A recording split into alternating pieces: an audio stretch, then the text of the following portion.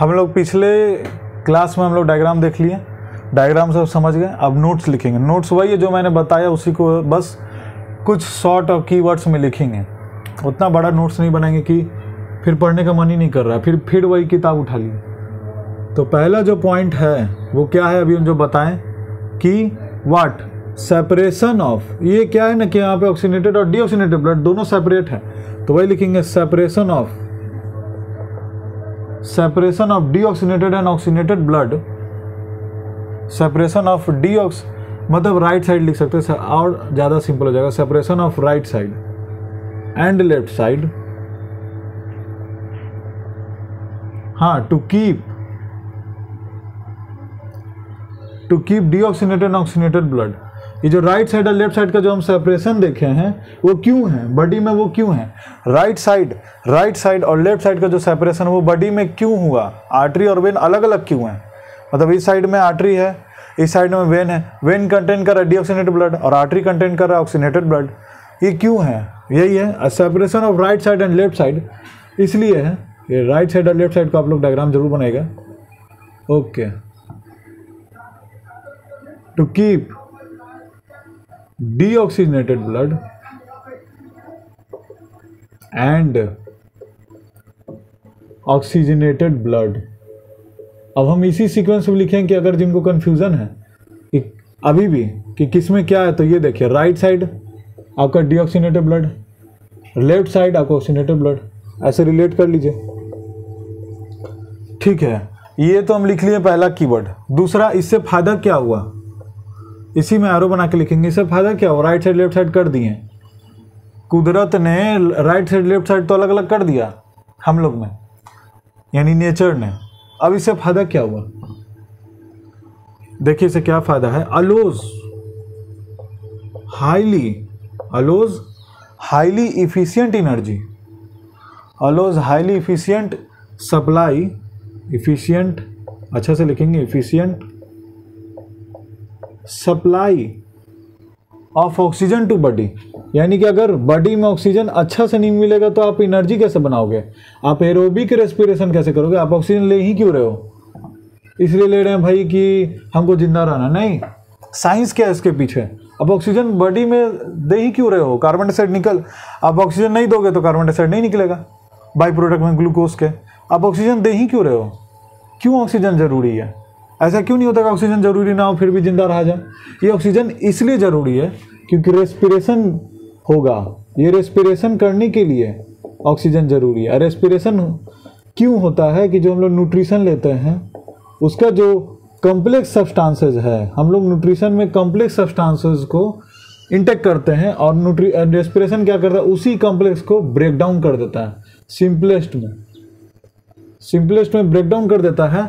तब ये with the help of oxygen and with the absence of oxygen तो हम लोग जान ही रहे हैं कि एनर्जी बहुत कम बनता है, लेकिन with the help of oxygen वही आपका दुगुना तिगुना जितना भी कहो 16 गुना ज़्यादा आपका, ये 16 गुना नहीं आपका 19वां गुना ज़्यादा आपका क्या बन रहा है, ऑक्सीजन से एनर्जी बन रहा है बॉडी में, बहुत ज़्यादा एनर्जी बनेगा।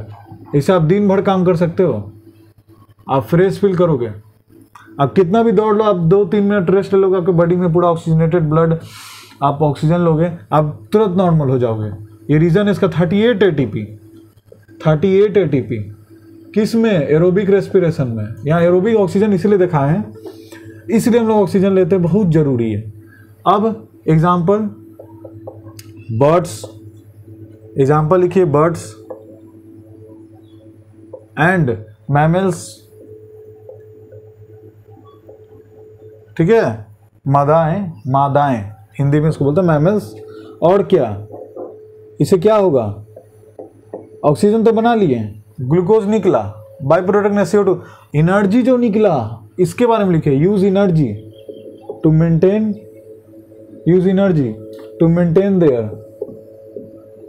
अच्छा, हम लोग ह्यूमन्स को तो देख लिए कि ह्यूमन्स से बहुत सारा प्रोसेस है, आपका रिप्रोडक्शन भी, न्यूट्रिशन ये सब तो है ही, डाइजेशन के लिए भी एनर्जी चाहिए, रिप्रोडक्शन के लिए भी एनर्जी चाहिए, तो हाँ ठीक है, ये सबसे एनर्जी मिलता है।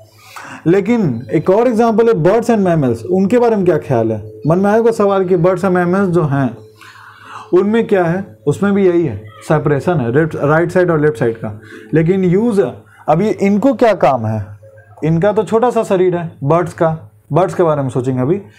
Use energy to maintain their body temperature, to maintain, ये लोग तो घर में नहीं रहते हैं, कंबल में ठंड लगा, तो use energy to maintain their body temperature, ये भी अपने बॉडी टेम्परेचर, वो जो एनर्जी है जो गर्मी है शरीर में एनर्जी, उसको वो अपने मेंटेन बॉडी टेम्परेचर, यानी ठंड के सीजन में भी वो लोग चले गए तो उन लोगों को कोई खास फर्क नहीं पड़ेगा, क्योंकि वो एनर्जी को बॉडी टेम्परेचर को मेंटेन करने में लगा रहे हैं। ये क्लियर आ गया समझ में? अब ये टॉपिक क्लियर हो गया है। इसके बाद हम लोग पढ़ेंगे 4 चेम्बर है। हम लोग कौन है? हम लोग ह्यूमंस जो है वो 4 चेम्बर के हैं। यहाँ पे लिख लीजिएगा बड़ा बड़ा, अगर जो नोट नहीं किए हैं वो नोट कर लीजिए, हो सकता है कि बोर्ड के एग्जाम में पूछ दे कि ह्यूमंस में कितने चेम्बर होते हैं। अब हम ह्यूमंस लिख रहे हैं, एनिमल्स लिखें, एनिमल में भी हैं कुछ कुछ जो 3 चेम्बर के हैं, 2 चेम्बर के, तो वो सब अभी हम लोग देखेंगे। लेकिन मैटर है कि ह्यूमंस में खुद के बारे में पढ़ना बहुत ज़रूरी है। 4 चेम्बर से हम लोग में, ये तो समझ में आ गया। 3rd चेम्बर, अब 3 चेम्बर भी होता है किसी किसी में, ये टॉपिक लगाइए, ये समझ में आ गया? कोई डाउट? ठीक है। 3rd चेम्बर मतलब 3rd चेम्बर नहीं, 3 चेम्बर के भी लोग होते हैं। 4 चेम्बर क्या है? ये हार्ट के बारे में है, ये हार्ट है जिसे 4 चेम्बर है। ये देखिए डायग्राम को याद कीजिए, 1 2 3 4, 1 2 3 4, लेफ्ट साइड राइट साइड, ये कितने चेम्बर हो गए? 1 2 3 4 चेम्बर हो गए। इसमें 3 चेम्बर है, 3 चेम्बर है इसमें भाई, 1 2 और 3, ये इनका हार्ट है और इसमें 3 चेम्बर है। तो 3 चेम्बर वाले के बारे में पॉइंट लिखिए। जितना एनसीईआरटी में उतना ही पढ़ना है, उससे ज़्यादा अगर आपको डिटेल में पढ़ना है तो मैं एक्स्ट्रा लेक्चर के लिए बनाऊंगा, लेकिन ये बोर्ड के लिए स्पेशली है। तो body temperature depends on temperature in environment. जो अभी देखिए, अब नेचर में 3 चेम्बर वाले भी जानवर हैं, ठीक है। नेचर में 3 चेम्बर वाले जो हार्ट में, उनके बारे में, हार्ट के बारे में हो रहा है कि उनका हार्ट में 3 चेम्बर है, उनके हार्ट में 3 चेम्बर है, ये समझना होगा। ये 3 चेम्बर वाले जानवर नहीं, ये जो 3 चेम्बर है वो क्या, उनके हार्ट में 3 चेम्बर है, ये 3 चेम्बर्स, ठीक है। क्लियर हो रहा है आपको? तो बॉडी उनके क्या है, अब देखिए उनके बारे में कैरेक्टरिस्टिक्स पढ़ेंगे, प्रॉपर्टीज जो भी उनका, कि body temperature depends on temperature environment, यानी उनका जो भी इन्वायरमेंट में टेम्परेचर होगा कैसा भी, उनका बॉडी टेम्परेचर उसी पे डिपेंड है। अगर गर्मी है तो आप देखो कि वहाँ के जो जानवर हैं, उसी के हैबिटेट के जो जानवर हैं, जो भी एनिमल्स हैं, वो क्या कर रहे हैं, वही उसी में रह रहे हैं। मतलब इसका मतलब क्या कि जो समर सीजन में जहाँ पे गर्मी ज़्यादा पड़ता है, ठीक है, ट्रॉपिकल रीजन में, वहाँ पे क्या हो रहा है कि आपका उसी टाइप के आपको एनिमल्स देखने को मिलेंगे। और जहाँ पे ठंड ज़्यादा पड़ा उस टाइप का उनका, मतलब बॉडी टेम्परेचर उसी पे डिपेंड है। उनका जो अपना टेम्परेचर है बॉडी का, वो वहीं पर रहेंगे, हैबिटेट उनका वहीं पर रहेंगे, चेंज नहीं करेंगे। एग्जाम्पल एम्बियंस, यानी क्या, मेंढक, ठीक है, लीजार्ड, एम्बियंस, अपने इनका जो टेम्परेचर है ना बॉडी का, वो बाहर के टेम्परेचर पर डिपेंड है। कहने का मतलब नहीं समझ में आया? देखिए इसको अंडरलाइन कर लीजिए। मतलब इन्वायरमेंट में जो टेम्परेचर होगा वही उनका बॉडी टेम्परेचर उस पर डिपेंड कर रहा है। एग्जांपल, मान लीजिए कि आपके आसपास आप देख रहे हो कि लिज़ार्ड है, ठीक है, या फ्रॉग है। अगर अचानक से ठंड पड़ गया तो उनका जो बॉडी का टेम्परेचर वो मेंटेन होने लग जाएगा, यूज़ करेगा अपना energy, intermixing of what, deoxygenated and oxygenated blood, अभी बताए थे। ये होने की वजह से वो एनर्जी क्रिएट करेगा, जो भी एनर्जी क्रिएट, बहुत ज़्यादा एनर्जी नहीं चाहिए उसको, इसीलिए सेपरेशन नहीं है राइट साइड लेफ्ट साइड का। इसीलिए ये जो टेम्परेचर हुआ है, जो एनर्जी बना है, वो एनर्जी किसमें वो यूटिलाइज करेगा, वो टेम्परेचर यूज़ करेगा, टेम्परेचर को मेंटेन करने का। किसका टेम्परेचर? बॉडी का टेम्परेचर मेंटेन करने का, इन्वायरमेंट से। ये क्लियर हो गया होगा आपका। एग्जाम्पल लिखिए, एम्बियंस और मैनी रेप्टाइल्स, ठीक है, ये तो समझ में आ गया। और क्या, अब लिखिए एक और पॉइंट, बताया था अभी इंटरमिक्सिंग, वही लिखना है। टॉलरेट थोड़ा सा टिपिकल वर्ड लिखते हैं कि इससे ना आपका एग्जामिनर जो कॉपी चेक करेगा वो खुश हो जाए। टॉलरेट सम मिक्सिंग ऑफ, एकदम एग्जैक्ट जैसा पॉइंट लिख रहे हैं, हार्ट में जैसा पॉइंट बताए थे हु बहू वही लिखना आपको एकदम कंप्लीट, एक भी नंबर नहीं कटेगा, बिल्कुल ऐसे ही पॉइंट वाइज लिखना है आपको, ठीक है।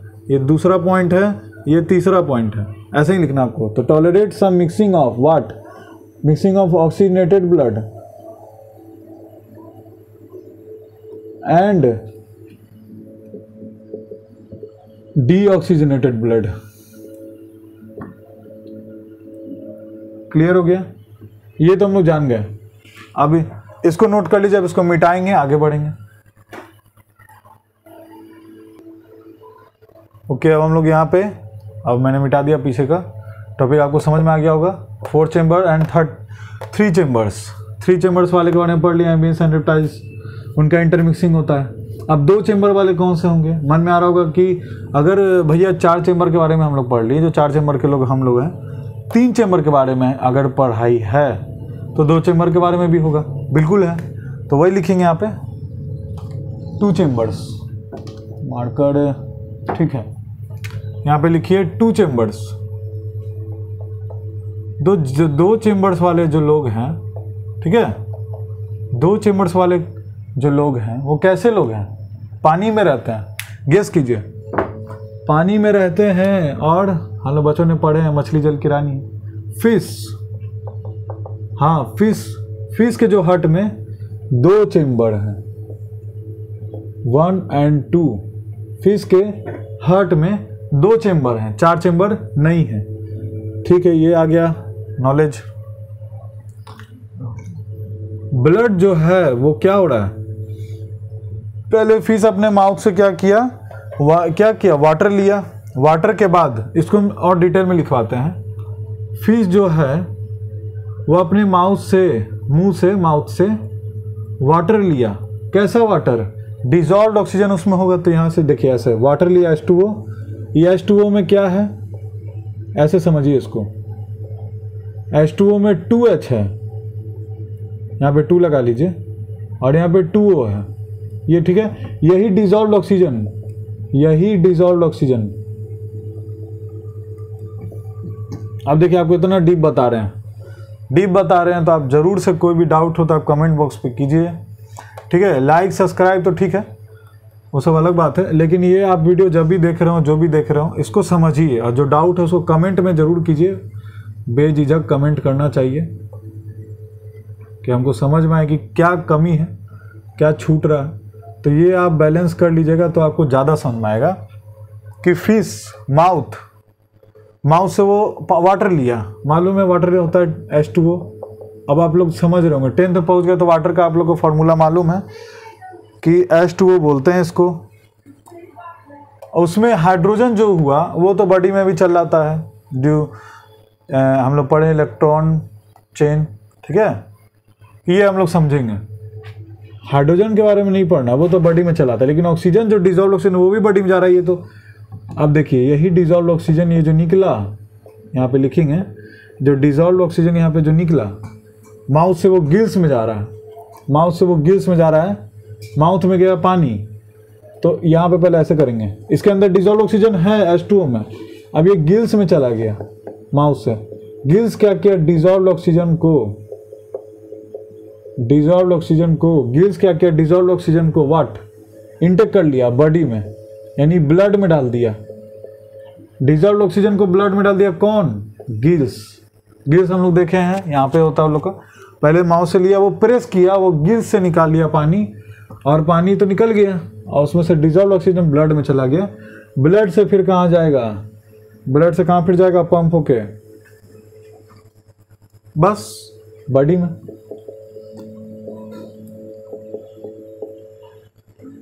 जितना बिना मतलब कहने का मतलब ये देखिए क्या है कि बॉडी में जो ब्लड है वो सर्कुलेट कर रहा है, और वो गिल्स क्या कर रहा है? ऑक्सीजनेटेड कर रहा है, लंग्स की तरह काम कर रहा है। ये आप समझ जाइए, बस बहुत आसान है। ये हो गया क्लियर कि ठीक है, हाँ ये समझ गए। आगे इसका जो ब्लड है, सिर्फ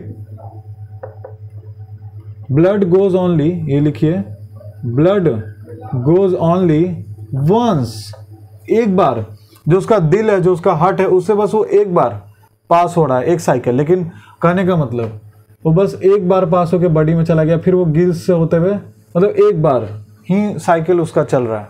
लेकिन हम लोग में क्या है कि एक साइकिल में मतलब 2 बार ब्लड जा रहा है। पहला ध्यान समझिएगा, हमारा जो हार्ट है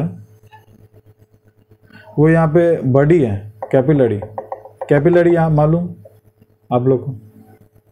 ये क्या हो गया कि यहां से एक ही साइकिल में, वन ही साइकिल में, देखिएगा ब्लड जा रहा है इधर, डीऑक्सीनेटेड ब्लड, और फिर इधर से एक ही साइकिल में आ भी रहा है। ये बात है हम लोग में। लेकिन उन लोग में क्या है, ऐसा नहीं है। उन लोग में बस एक बार को गया, ठीक है, फिर वहीं से आके ये ऐसे साइकिल होके, बस एक साइकिल है, एक साइकिल है एक बार में। लेकिन हम लोग में क्या है, एक बार में आपका ऑक्सीजनेट, देखिए एक बार में ऑक्सीजनेटेड ब्लड आपका जा रहा है बॉडी में, तो दूसरी ओर यानी कि साइड, राइट साइड आपका डीऑक्सीजनेटेड ब्लड हार्ट में जा रहा है। यानी हार्ट को 2 अलग अलग काम करने पड़ रहे हैं। वाट, पंप हुआ तो ऑक्सीजनेटेड ब्लड क्या हो रहा है, बॉडी में चला गया उसी वक्त, और पंप हो रहा है उसी समय, पंप हुआ तो ऑक्सीजनेटेड और डीऑक्सीजनेटेड ब्लड वापस आ रहा है। ये जो पंपिंग है वो एक बार, एक साइकिल में 2 बार, ट्वाइस वर्क हो रहा है, ब्लड का ट्वाइस हो रहा है। क्या हो रहा है, सर्कुलेशन हो रहा है, ठीक है। ये तो डायग्राम से समझ में आ गया, अब इसको लिखेंगे, कोई टॉपिक छूटे ना, ठीक है, ये आप लोग ध्यान दीजिएगा। ये तो समझ में आ गया, सिंपल था। एनसीईआरटी को समझना है, और जो आप लैब मैनुअल भी पढ़िएगा, ये बताना भूल गए थे, बायोलॉजी का लैब मैनुअल पढ़ लीजिएगा। लैब मैनुअल से आया था क्वेश्चन कि आपका जो रेस्पिरेशन से आया था, बता रहे हैं क्वेश्चन आपका 2019 या ये 2020 में आया होगा कि हाँ, कि जो अब देखो एक्टिविटी में, रेस्पिरेशन के वहाँ पे एक्टिविटी में होगा कि एक स्टूडेंट है, वो जो अपने माउथ से एक पाइप लिए हुए और वो उस टाइप से रेस्पायर कर रहा है, मतलब ब्रीदिंग कर रहा है। उसका कार्बन डाइऑक्साइड जाहिर है कि उसमें सॉल्यूशन में जाएगा। तो कह रहा है कि वो कैसे पता करें कि हम लोग जो ब्रीदिंग करते हैं उसमें कार्बन डाइऑक्साइड निकलता है, ऑक्सीजन तो ले रहे हैं लेकिन कार्बन डाइऑक्साइड रिलीज हो रहा है। तो कार्बन डाइऑक्साइड का प्रॉपर्टी है कि CaOH होल ट्वाइस, यानी lime water, CaOH whole twice, यानी ऐसे नहीं, lime water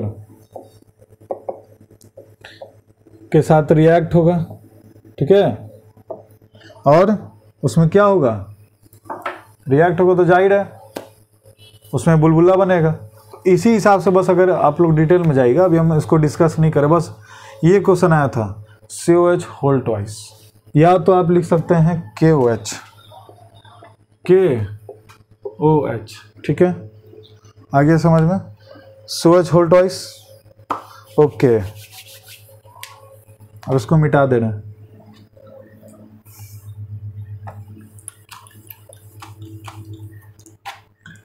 Blood goes only once through the, blood goes only once through the what? Through heart.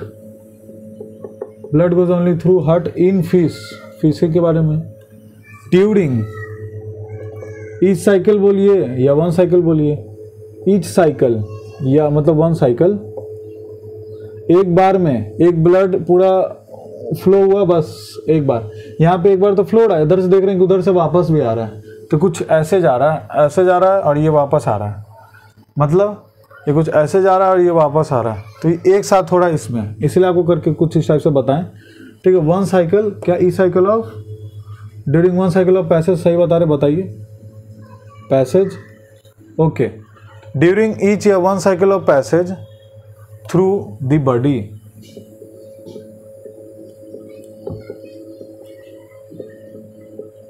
Theory को समझना है। एग्जाम में तो आप खुद से लिखिएगा, इसको याद नहीं करना है, इसको बस पढ़ के समझना है। एग्जाम में आप बड़ा बड़ा करके लिखिएगा, थोड़ा सा लेंदी। Blood goes only once through the heart, once, एक बार, ड्यूरिंग ईच या one cycle of passage through the body. अब देखिए यहाँ पे एक और पॉइंट है, डबल सर्कुलेशन। ये डबल सर्कुलेशन हम लोग में होता है। ब्लड गोज, यही सेम चीज है, बस ट्वाइस हो जाएगा। Blood goes through the heart twice during each cycle, या अभी बताएं आप लोग, वन साइकिल, ठीक है, of passage, one cycle of passage through the body in other vertebrates लिख दीजिए, इसके बारे में नहीं है, फिशेस के बारे में नहीं है, ये हम लोग के बारे में। तो इन अदर वर्टिब्रेट्स यानी कि सभी जानवर के बारे में, थर्ड चेम्बर में के बारे में भी बोल रहा है। लेकिन दो चेम्बर के हैं फिशेस एग्जाम्पल, उनमें ऐसा कहानी है कि बस एक साइकिल में बस एक बार हार्ट से ब्लड गुजरता है। ओके, ये आप लोग को समझ में आ गया, ठीक है। इसके बाद हम पढ़ाएंगे आप लोग को ट्यूब्स यानी ब्लड वेसल्स, ट्यूब्स पढ़ाएंगे, ब्लड वेसल्स पढ़ाएंगे, आर्टरी, वेन्स, कैपिलरी, लिम्ब भी बताएंगे। तो थोड़ा सा इसमें भी देख लेंगे, इसको आप लोग नोट कर लीजिए, इसको रब करेंगे हम।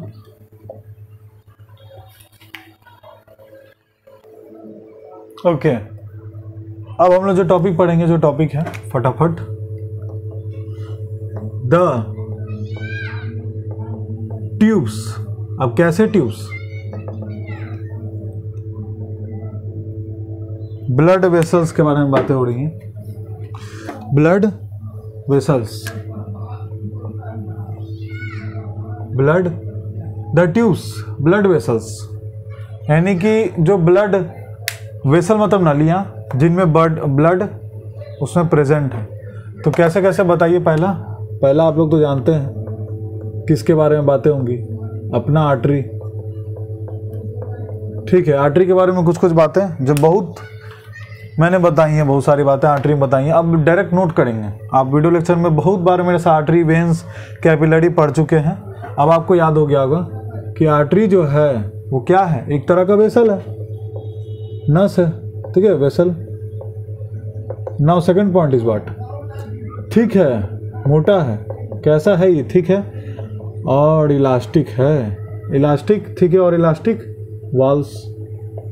Okay, now third point, blood को क्या करता है ये, और ब्लड को क्या करता है ये, ऑर्गन में पहुंचाता है। तो लिखेंगे क्या, अच्छा कैरी नहीं लिखे,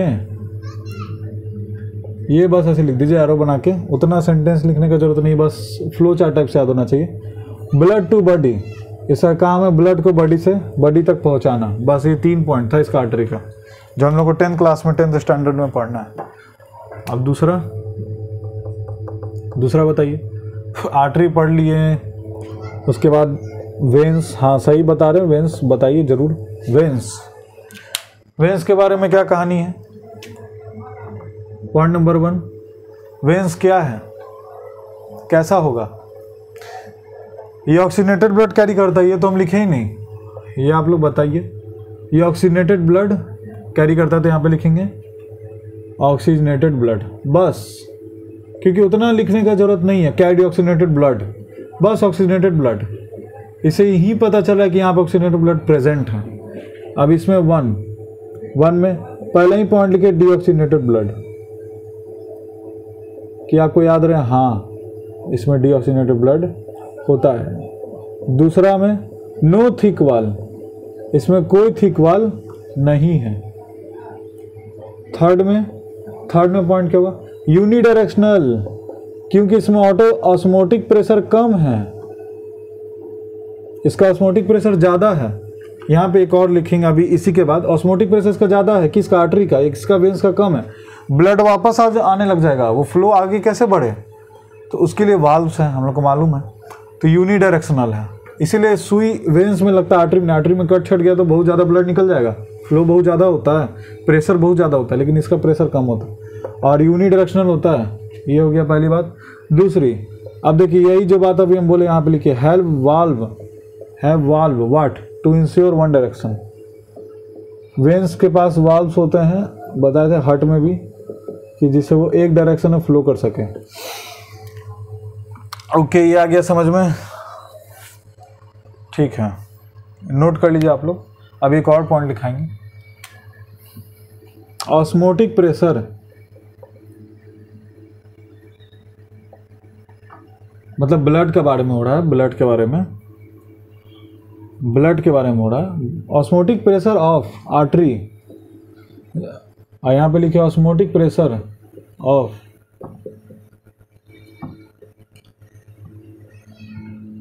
वेन्स कौन ज़्यादा है, किसका ज़्यादा होगा, क्या लगता है, आर्टरी का ऑस्मोटिक प्रेशर ज़्यादा होगा कि वेन्स का ज़्यादा होगा? सही बताएं, इसका ऑस्मोटिक प्रेशर ब्लड का ज़्यादा होगा वेन्स से। ठीक है, अब इसके बाद जो पॉइंट है वो है कैपिलरी, उसके बाद ये टॉपिक क्लियर। हाँ, प्लेटलेट्स भी है, थर्ड पॉइंट। अगर इसी में हट गया तो इसी में लिखेंगे कैपिलरी, कैपिलरीज लिख दीजिए। ओके, यहाँ पे रखते हैं। ये क्या, स्मॉलेस्ट वेसल, बहुत छोटा वेसल्स है, छोटी छोटी नलियाँ, नसें, नलियाँ नहीं नसें। सेकंड पॉइंट हैव वॉल्स, इसके पास वाल है। थर्ड पॉइंट क्या होगा इसमें, थर्ड पॉइंट कितना मोटा है ये, 1 सेल थिक, एक सेल के जितना मोटा है बस। अगर आपको फील हो रहा है कि इतना मोटा हो, कितना मोटा, नहीं, ये एक सेल जितना मोटा है, यानी बहुत पतला ही है, बहुत ज़्यादा हिसाब से तो पतला ही है। एक्सचेंज, और इसका क्या काम है, एक्सचेंज ऑफ मटेरियल। यहाँ पे होता क्या है, यानी ग्लूकोज और प्रोटीन ब्लड में कैपिलरी के थ्रू जाते हैं। जो कैपिलरी के पास पोर्स होता है ना, उसी से वो एब्जॉर्ब होता है, फिर वो निकलता भी है। डिफ्यूज़न भी तो यहीं से होता है। एल्वोइली बनाए थे, ये बनाए थे ना एल्वोइली, याद होगा आप लोग को। आरबीसी जा रहा है, आरबीसी। अगर आप लोग को नहीं आ रहा तो आप पिछले वीडियो देख सकते हैं। ऑक्सीजन जा रहा है, ये ऑक्सीजन है यहाँ पे असल में। तो ये डिफ्यूज़न प्रोसेस हो रहा है, ये एयर यहाँ को गया, आप सांस ले रहे हो रेस्पिरेशन से, ये कहानी होता है ब्लड में, या आरबीसी से डिफ्यूज़न हुआ। तो exchange of materials between what, blood and surrounding cell, blood and surrounding cell. Surrounding cell में ही तो अभी हम जो डायग्राम बनाए थे पिछले वीडियो में कि आपका सेल है, यहाँ पे ग्लूकोज प्रेजेंट है, तो यही बातें हो रही थी कि ब्लड एंड सराउंडिंग सेल्स में ही तो प्रेजेंट है क्या, ग्लूकोज, ये सब प्रोटीन वगैरह। फिफ्थ पॉइंट क्या होगा इसमें, थिन वाल है। कैसा वाल है, थिक वाल है कि थिन वाल है, पतला वाल है, जाहिर है बहुत पतला वाल है। ठीक है, और क्या पॉइंट होगा, दे ज्वाइंट टू फॉर्म। अगर आप कैपिलरी को ज्वाइन कर दोगे तो क्या बनेगा, the joint to form what, veins. कैसे, अभी बताए थे कि ये अगर आपका आर्टरी है और ये आपका कैपिलरी है, पूरा ऐसे डॉट डॉट कर दीजिए, तो यहाँ पे आपका पतला सा वेन्स बनता है। यानी ये आपका आर्टरी, फिर कैपिलरी, फिर वेन्स, ACB, याद होगा, याद कराए थे।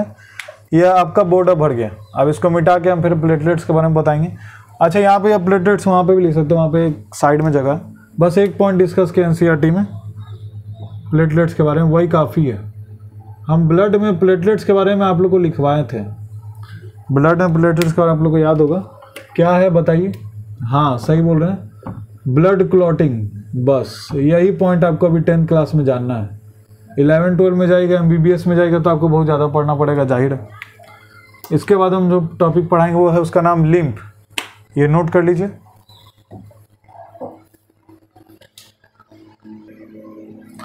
ओके स्टूडेंट्स, तो हम लोग ये सब टॉपिक कंप्लीट कर लिए थे। अब जो हम टॉपिक डिस्कस करेंगे वो मोस्ट इंपॉर्टेंट है, वो है लिम्फ के बारे में। NCERT में लिम्फ के बारे में कुछ ही पॉइंट्स हैं, उतना ही पॉइंट्स हम लोग को पढ़ना है। लिम्फ है क्या, उसके बारे में अच्छा से डिस्कस करेंगे।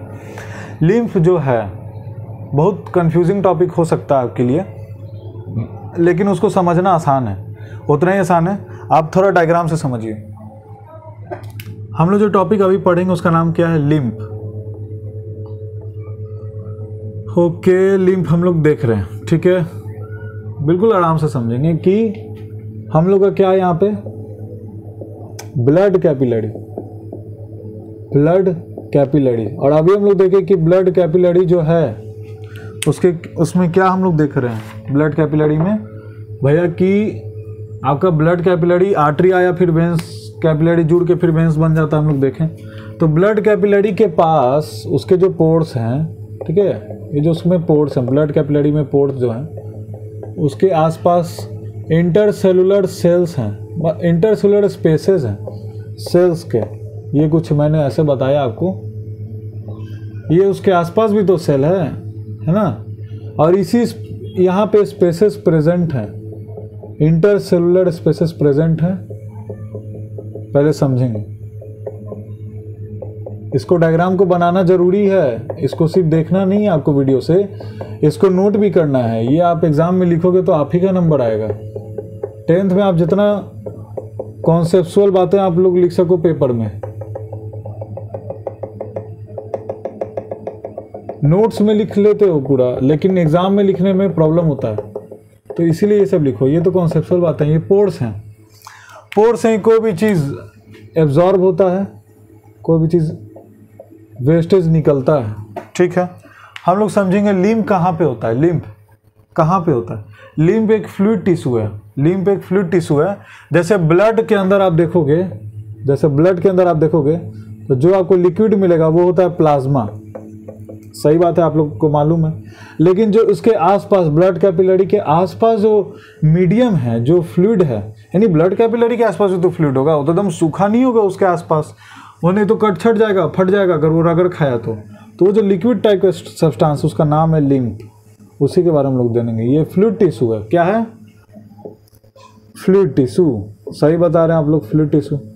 ओके, क्या होता है कि ब्लड कैपिलरी के जो पोर्स हैं उसमें से proteins, glucose, fats, amino acids, ठीक है, मतलब ये जो है प्लाज्मा से वो कहाँ जा चलाते हैं, इंटरसेलुलर स्पेसेस, वहाँ से भी, ठीक है, ये आदान प्रदान होते रहता है, एस्केप हो जाता है, ठीक है। अब इसी टिश्यू को क्या बोलते हैं हम लोग, लिम्फ। ये क्यों, पहले देखिए बना कैसे, फॉर्म कैसे हो गया।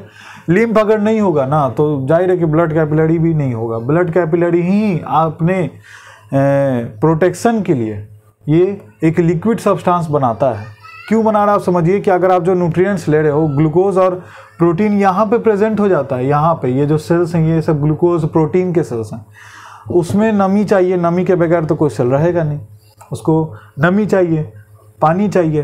तो ये क्या करता है, ब्लड कैपिलरी अपने ही प्रोटीन से, ग्लूकोज से, अपना जो इसका पोर्स है, छेद पूरा पोर्स होता है उसमें, उससे रिलीज करके एक लिक्विड बनाता है जिसका नाम है, जो less protein, content less protein. इसी में पॉइंट है पहला, क्या इसमें पहला पॉइंट लिखिए, पढ़ाते भी जाएंगे और आपको पॉइंट भी लिखाना है, ठीक है। एकदम से पढ़ाने पर एकदम से पॉइंट फिर कुछ समझ में नहीं आएगा।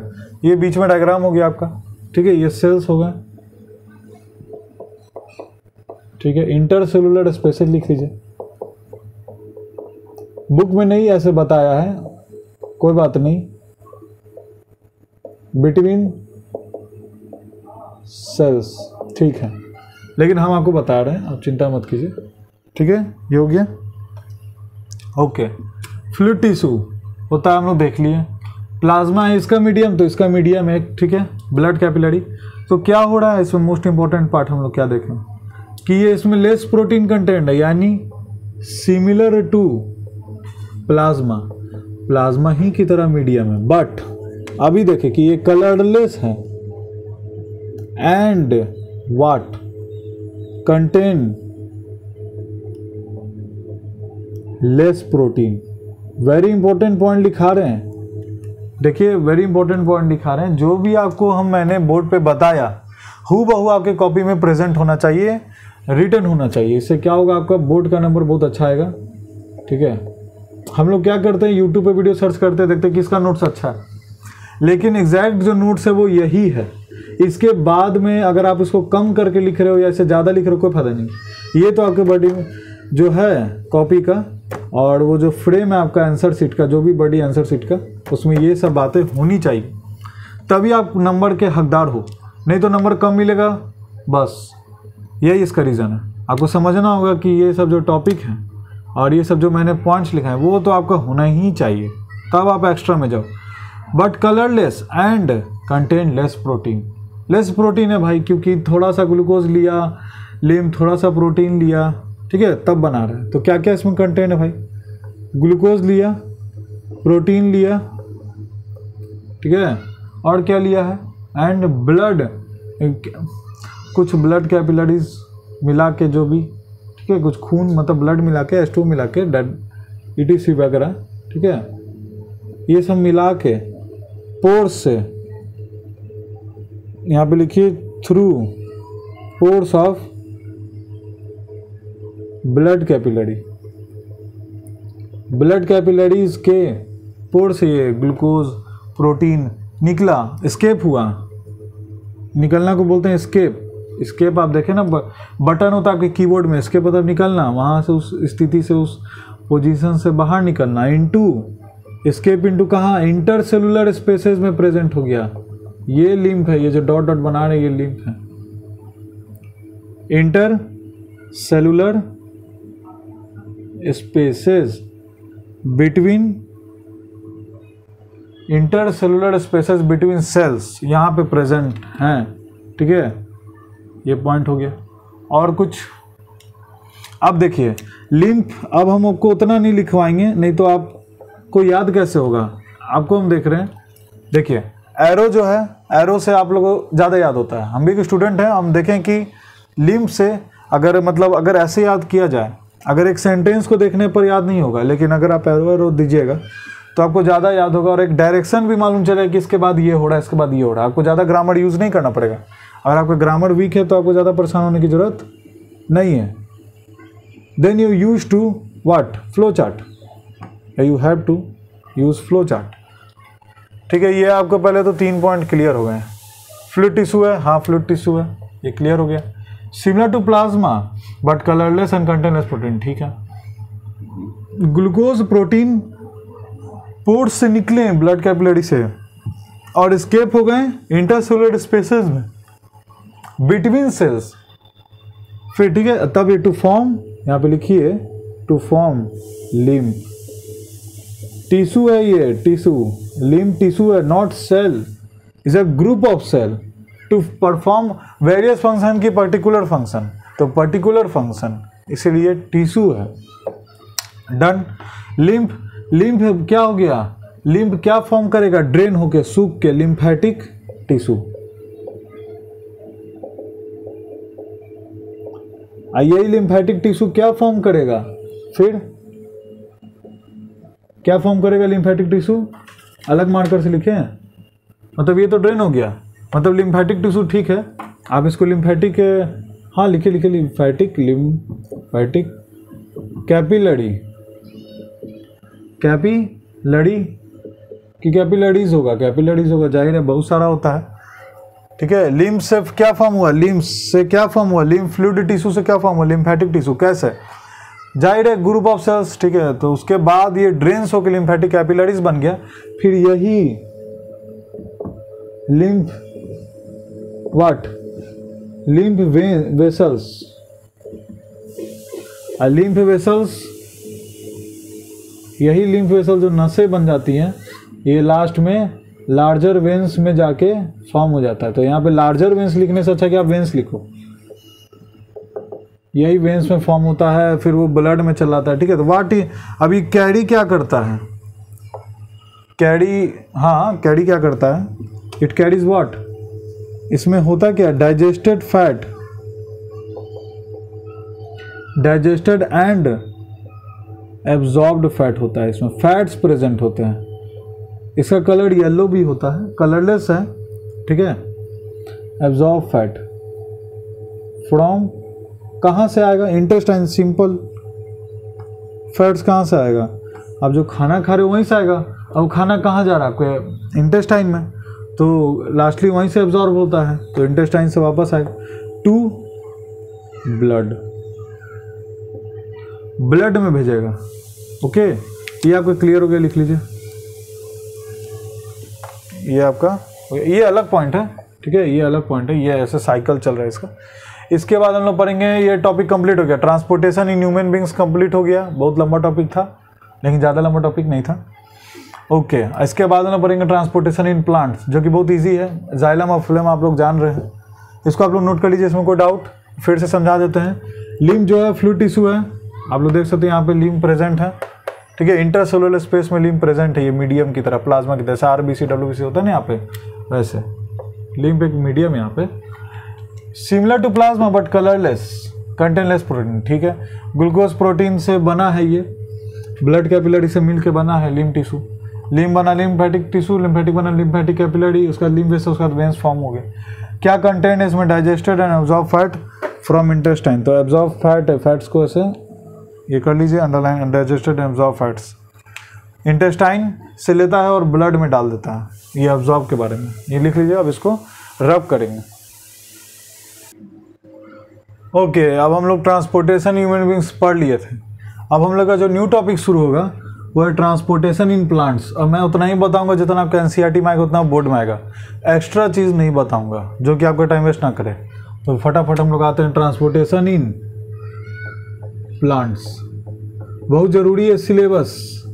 आप लोग 10th में 9th में जो है वो देख सकते हैं, वो एक्स्ट्रा वीडियो उसको समझ सकते हैं। लेकिन जो 10th में है वो सीरियस हो जाए, सिंसियर हो जाए कि जो हमारा सिलेबस है वो एक्चुअली में कंप्लीट है कि नहीं। वो कंप्लीट नहीं है तो आप एक्स्ट्रा चीज़ नहीं पढ़िए, आप एनसीईआरटी ही पढ़िए। यहाँ पे मैं लिख दे रहा हूँ, आप एनसीईआरटी बायोलॉजी जरूर पढ़ें साइंस के लिए, ठीक है। ज़रूरी नहीं, आप साइंस का एनसीईआरटी ही से ही क्वेश्चन आएगा, हर साल आता है वही।